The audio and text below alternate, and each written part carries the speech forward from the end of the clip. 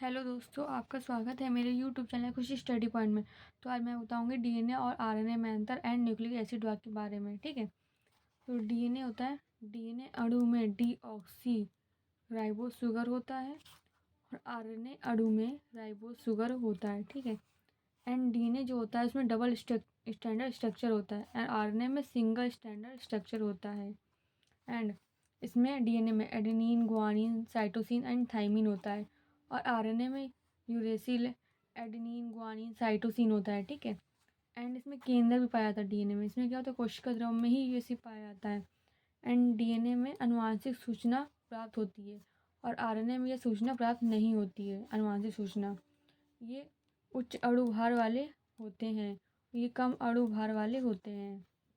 DNA अणु का निर्माण स्वयं डीएनए से ही होता है और आरएनए अणु का निर्माण जो होता है वो डीएनए से आरएनए अणु का निर्माण जो होता है डीएनए से होता है।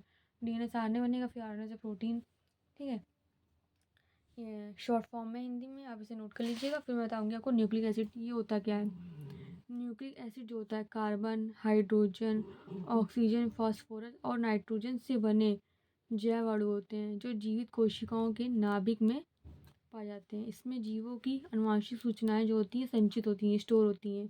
न्यूक्लिक एसिड के बहुलक होते हैं, कौन कौन से, आरएनए एंड डीएनए। अब पढ़ेंगे न्यूक्लिक एसिड वर्क, ये क्या करता है, इसका काम क्या होता है। यह आनुवांशिक सूचनाओं के वाहक का कार्य करता है। ठीक है, या तथा आनुवांशिक सूचनाओं को एक पीढ़ी से दूसरी पीढ़ी में पहुंचाने का कार्य कौन करता है, न्यूक्लिक एसिड करता है। ठीक है, एंड डीएनए से आरएनए का संश्लेषण भी करता है। डीएनए जो होता है कोशिकाओं की समस्त जैविक क्रियाओं का नियमन कंट्रोल करता है। ठीक है, जिस पदार्थ में योजना के अंतर्गत जन्म से मृत्यु तक जीवों में जो कोशिकाएं बनती हैं और कार्य करती हैं उसकी मूल रेखा क्या डीएनए में ही होती है। ठीक है, एंड गुणसूत्र द्वारा निर्धारण।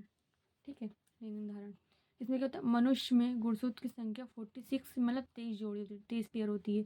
इसमें सिर्फ 22 जोड़ी गुणसूत्र ऑटोसोम कहलाते हैं एंड जबकि 23 जोड़ी वाला लिंग गुणसूत्र कहलाता है। ठीक है, ऑटोसोम जो होता है वो पुरुष व स्त्रियों में समान ही होता है। ठीक है, और अपने जोड़ीदार के समजात होते हैं ये, क्योंकि इसमें 23वां जो जोड़ी का गुणसूत्र होता है वो पुरुष व स्त्रियों में अलग अलग होता है।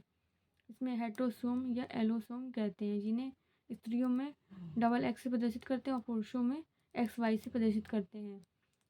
लिंग गुणसूत्र के आधार पर पुरुष विषम युग्मजी हेट्रोजाइगस है एंड स्त्रियों में होमोजाइगस एंड समयुग्मकी होता है।